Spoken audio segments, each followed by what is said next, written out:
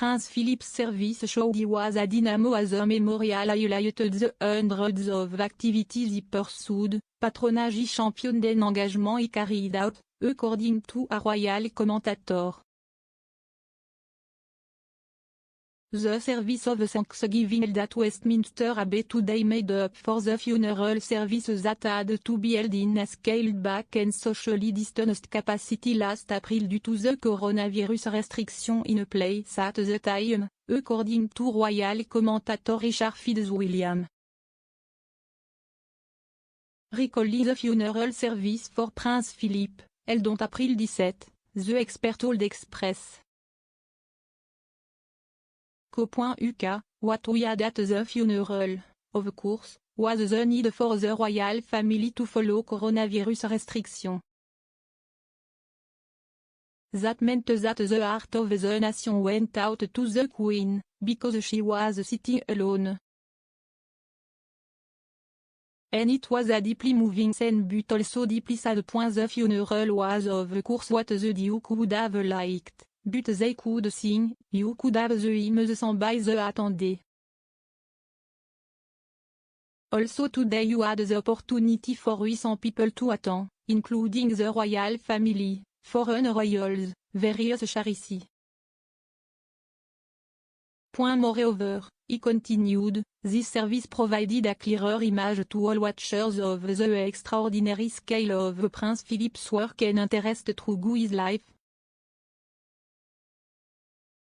He said, this service shows the scale of Prince Philip's activities, it was quite extraordinary. Prince Philip's service didn't consist just in supporting the Queen, it wasn't only his engagement or his love for design, painting, reading. It was this extraordinary collection of charitable activities, his award scheme which has benefited millions. And obviously his environmental effort, the military, and his love for sport, a pillow, driver, polo player and you could go on and on. He was a dynamo, the number of his activities, if you counted them, at home and abroad, was just superhuman. The Queen was in attendance at toy service. The highest ranking member of the firm, the monarch was the last person to enter the Abbey in central London. Given the 95-year-old experience and some mobility issue, special arrangements were in place to make her attendance easier. Among them, it was decided she would enter not from the main entrance but, rather, from the side doors near Poets Corner. The Queen travelled from Windsor by car with Prince Andrew, who last attended a public event in 2021, Prince Philip's funeral. The Duke of York supported his mother while they walked down the nave at the Abbey, but the Queen walked the last few steps to her seat alone, using only the support of a light walking stick.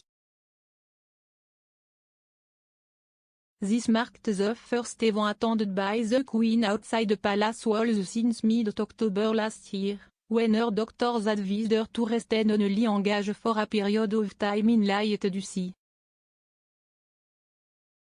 The Queen was joined by several other working and non-working members of the firm, including Zara and Mike Tyndall, Princess Anne and the York sisters, Princess Eugenie and Princess Beatrice. The Duke and Duchess of Cambridge arrived with their eldest children, Prince George and Princess Charlotte, who charmed their way through the Abbey by smiling widely and shaking hands with the clergyman welcoming them at the church. Lady Louise Windsor and her brother James, Viscount Severn, also joined the congregation as the youngest grandchildren of the Queen and the Duke. Notably absent was Prince Harry, whose representative announced earlier this month the Duke would not travel across the pond on this occasion. However, they added, the Duke was hoping to be able to soon meet the Queen in person.